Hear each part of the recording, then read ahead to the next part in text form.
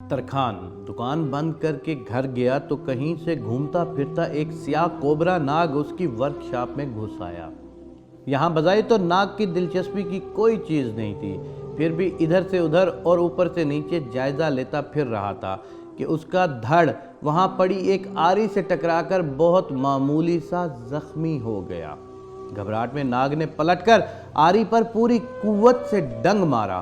फौलादी आरी पर जोर से लगे डंग ने आरी का क्या बिगाड़ना था, उल्टा नाग के मुंह से खून बहना शुरू हो गया। इस बार खशूनत और तकब्बुर में नाग ने अपनी सोच के मुताबिक आरी के गिर्द लिपटकर उसे जकड़कर और दम घोंटकर मारने की पूरी कोशिश कर डाली। दूसरे दिन जब तरखान ने वर्कशॉप खोली तो एक नाग को आरी के गिर्द लिपटे मुर्दा पाया, जो किसी और वजह से नहीं, महज अपनी तैश और गुस्से की भीड़ चढ़ गया था। कहानी भले जानदार हो, इबरत और सबक के लिए चंद अच्छी बातें इससे अखज़ होती हैं। बाज़-औक़ात गुस्से में हम दूसरों को नुकसान पहुंचाने की कोशिश करते हैं, मगर वक्त गुजरने के बाद हमें पता चलता है कि हमने अपने आप का ज़्यादा नुकसान किया है।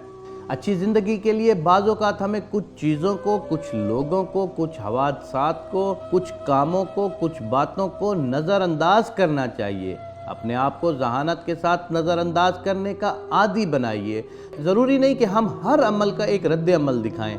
हमारे कुछ रद्द अमल हमें महज नुकसान ही नहीं देंगे, बल्कि हो सकता है कि हमारी जान भी ले लें। आपको जब कभी महसूस हो कि किसी ने आपको कुछ ऐसी बात कह दी है कि जिसका जवाब देना आप बहुत ज़रूरी समझते हैं, तो ज़रूरी नहीं है कि आप उसका जवाब दें।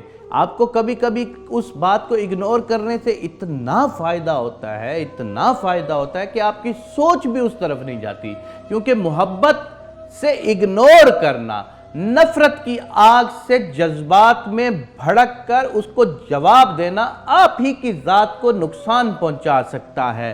कभी गौर कीजिएगा कि कोई बंदे शायद इसी चीज़ को आपकी कमज़ोरी समझ लेते हों कि आपका जवाब देना बहुत ज़रूरी। आप अपने आप को समझते हैं कि मैं हर बात का जवाब दूं, तो लोग तो थोड़ी सी बात करके आपको तैश दिलवाकर, आपको जज्बात में लाकर, आपका गुस्सा सामने लाकर आपसे अपने मफादात और अपनी कुछ बहुत सारी बातों को वो मनवा सकते हैं, क्योंकि उनको मालूम हो चुका होता है कि आप गुस्से की शिद्दत में ये बात ज़रूर करेंगे। तो अपने आप को हमेशा एतदाल में रखें। जब जब आप एतदाल में होंगे, अल्लाह रब्बुल इज़्ज़त का साथ आपके साथ होगा। गुस्से को शैतान का घर क्यों कहा गया है कि गुस्से के वक़्त इंसान की सोच ख़त्म हो जाती है, और जब आप गुस्से में होते हैं तो उस वक़्त आपको मालूम नहीं हो रहा होता कि आप क्या कह रहे हैं। तो जब भी किसी अमल के अगेंस्ट आप रद्द अमल देना चाहें तो उसको बहुत सोच समझ कर दीजिएगा। नहीं तो हमारी ज़िंदगी में बहुत सारे इंसान, बहुत सारे लोगों को मैंने खुद देखा है और आपने भी देखा होगा